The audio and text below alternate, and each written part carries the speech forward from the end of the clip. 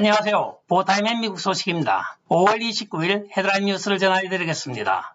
보타임의 도널드 트럼프 대통령과 웨인 알렌 루츠와의 전화 인터뷰 대담 내용입니다. 그 내용을 들어보면 전화상 도널드 트럼프 대통령이 2016년 선거에서 6,200만 표를 얻었고 또한 상원의 다수당을 차지하였으며 하원에서도 여러 석을 획득을 하여 공화당이 집권당으로서 절대적인 우위를 갖추었습니다. 그러나 한편 2020년도에는 1,200만 표를 더 받은 7,400만 표를 얻었으나 총체적인 선거 사기에 의하여 대통령직을 도둑맞았으며 아울러 상원도 또한 모두 의석을 잃어 공화당이 소수당으로 전락하였습니다. 그러나 지금 많은 주에서 실행되고 있는 선거 감사 결과, 선거 득표 결과가 바꾸어지므로 미국민들은 앞으로 3년 반 동안 어떤 이상한 일이 벌어지는 것을 보게 될 것입니다. 제가 있을 때는 남미 갱단들을 추방하였으나 조 바이든 행정부가 그들을 다시 불러들여 미국을 다시 범죄와 마약의 소굴로 만들고 있습니다. 국경 개방 정책으로 미국 국민들의 기본적인 생활의 안전을 위협하는 지경에 이르는 것도 여러분들은 보고 있습니다. 앞으로 흥미로운 일들이 벌어지는 것을 지켜보게 될 것이라고 트럼프 대통령이 전화 인터뷰에서 이야기를 하였습니다. 도널드 트럼프 대통령과 1대1의 전화 인터뷰를 한 웨인 알렌 루츠는 미국의 저널리스트이며 작가, 연예인, 라디오 출연자로 유명합니다. KBET 쇼에 웨인 알렌 루츠 쇼도 진행을 하고 있습니다. 오늘의 속보입니다. 상원에서 1월 6일 의사당 난입 사건에 대한 하원 통과 법안에 대하여 심사 진행을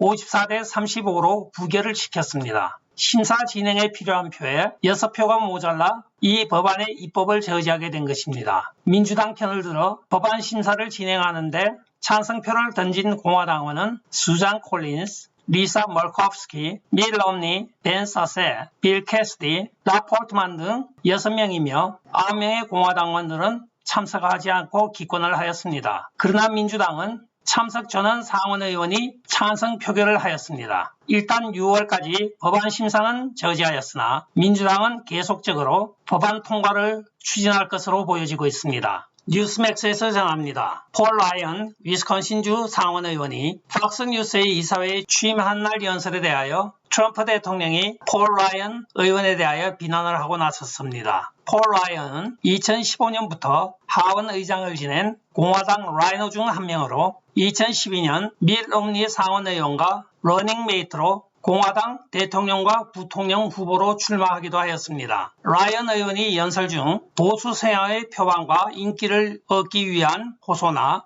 이류적 보수 성향을 모방하는 것에 있다면 우리 공화당은 아무 전진이 없을 것이라고 말을 하며 공화당 지도자를 찾고 있는 유권자들은 독립성과 폐기를 원하고 있는데 대부분 공화당 정치인들은 마라라고로 가서 어떤 교주에게 낙점을 받기를 원한다고 하며 유권자들은 예스맨과 아청꾼들이 마라라고로 몰려드는 장면에 감명을 받지 않을 것이라고 이야기를 하였습니다. 이에 대하여 즉시 도널드 트럼프 대통령은 자신의 세이브 아메리카 데스크 웹사이트에 비난 성명을 발표하였습니다. 하원 레임덕의 대변인이 된 라이노 폴 라이언은 위스콘신주에서 자신이 대표하는 유권자들의 투표력을 모두 잃어버렸고 기념비적으로 2012년 대통령 선거에서 롬니 라이언 후보들이 오바마에게 대패하였습니다. 라이언이 이제는 다른 공화당원들에게 선거에서 승리하는 방법에 대하여 이야기하고 있는데 저는 그를 구출해야만 했습니다. 흥미롭게도 저는 그때 위스콘신주에 있었습니다. 라이언 의원은 엉뚱한 말만 하지 말고 선거 속임수를 막는 방법과 공화당 지도부가 민주당원들처럼 싸웠더라면 우리가 승리하였을 것이라고 말을 하며 공화당원으로서 폴 라이언을 당신 편에 둔다고 하는 것은 당신과 당 그리고 미국 모두에게 손실을 보장합니다 하고 성명을 발표하였습니다. 역시 도널드 트럼프 대통령의 명연설이 나타나고 있습니다. 아주 위트 있고 아주 핵심을 찌르는 연설이었습니다. 아리조나주 공화당 주지사인 덕 듀시가 선거 결함이 이렇게 많아 포렌식 감사를 하고 있는 2020년 선거에 대하여 수많은 증거 서류를 보고도 조 바이든에게 선거 승리를 확인하는 데 대하여 왜 서명을 하였는가 하는 의문에 대하여 게이웨이 펀딧이 오늘 보도를 하였습니다.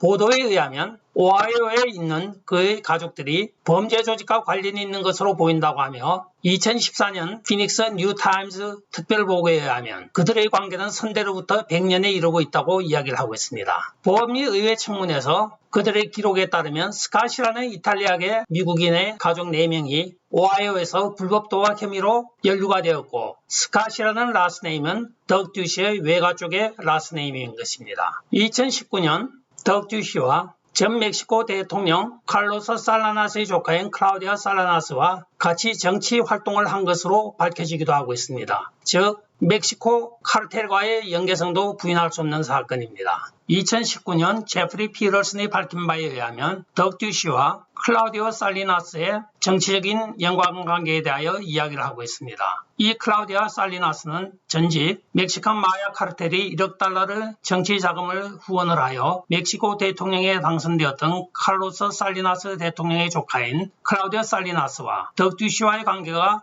깊은 정치적인 연관관계가 있다고 제프리 피러슨이 2019년도 트윗에서 밝히고 있습니다. 따라서 덕듀시가 이번 선거에 사인한 것에 대해서 이렇게 합리적으로 멕시칸 카르텔과 또한 자기 가족들의 범죄 집단에 의거한 것이 아닌가 하고 많은 생각을 나게 하고 있다고 합니다. 월요일인 메모리얼 데이인 5월 31일 로스앤젤레스 리버가 오픈한다고 발표를 하고 있습니다. 오늘 LA 타임즈의 발표에 의하면 LA 리브에 속하고 있는 엘리션 베일리와 세플베다 베이진이 5월 31일부터 9월 30일까지 다시 오픈하여 여러분들이 레크레이션과 카약을 즐길 수 있다고 발표를 하고 있습니다. 미국에서는 서머 시즌 비긴이라고 하여 항상 메모리얼 데이 때 모든 수영장과 공공장소에 물놀이 기구들이 다 오픈을 하고 9월 30일 레이버데이에 닿는 것이 전통으로 되어 있습니다. 드디어 여름의 시작이 되었습니다. 끝까지 시청해 주셔서 감사합니다. 좋아요, 구독, 알림 그리고 공유 부탁드리고 댓글 많이 부탁드리겠습니다. 안녕히 계십시오. 바이.